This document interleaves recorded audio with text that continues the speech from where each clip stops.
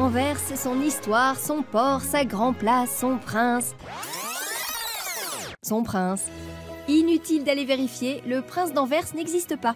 Enfin si, mais dans l'imaginaire fertile de Frédéric Lucas Landi, ce créateur haute couture français a trouvé au pays du surréalisme l'endroit idéal pour bâtir son mythe. Le prince d'Anvers, il est derrière moi. Donc c'est une fiction, mais en même temps qui est basée sur une histoire vraie, mélangée avec de la fantaisie. Le prince d'Anvers, c'est soyons fous ensemble et tout ira bien.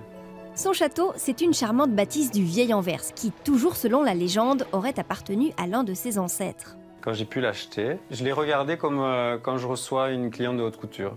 Je me suis dit, voilà, les pièces sont comme ça, on va pas tout casser, on va remettre de la vie, on va être plus contemporain. Et je n'ai pas transformé la structure, je me suis dit, voilà, les plafonds sont comme ça, il y a les poutres, on va pas les cacher avec du gyproc ou faire des faux plafonds.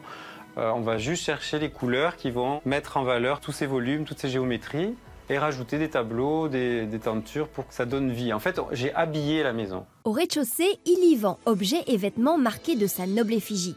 Mais le prince est aussi grand prince. 3 chambres d'hôtes ont été aménagées sous les ors de son palais, à commencer bien sûr par la chambre princière. L'idée originale de la chambre du prince est venue de ma passion pour la Flandre, le XVIe siècle, la Renaissance, la visite de la maison de Rubens. Et comme cette maison est de la même époque, j'avais envie de recréer quelque chose de populaire, mais en même temps de royal, pour la Flandre qui est quelquefois anti-royal, justement. Et Frédéric, Monseigneur, n'a pas hésité à retrousser les manches de son bel habit brodé. J'ai mis les carrelages, tous les tissus, les verres, les cadres, parce que moi, les millimètres, ça compte, et puis la façon dont on met une vis. Les finitions font la qualité d'une réalisation. Les 2 autres chambres ont été inspirées chacune par une amie de Sa Majesté.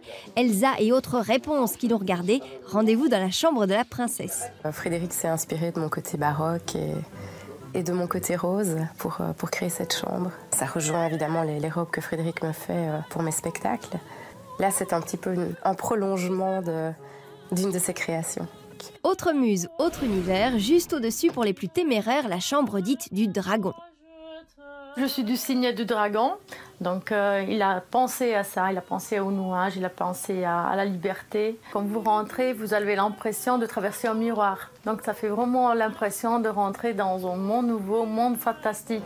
Frédéric confesse qu'il a appris certaines techniques de peinture sur Internet. Un prince connecté, pratique et sans limite, la magie en do it yourself. Moi, je vois tout en grand. Hein. Il m'appelait Napoléon au début ici, donc... Joyeux mégalo ou magicien des temps modernes, le prince d'Anvers ne serait-il pas un peu en train de nous moquer?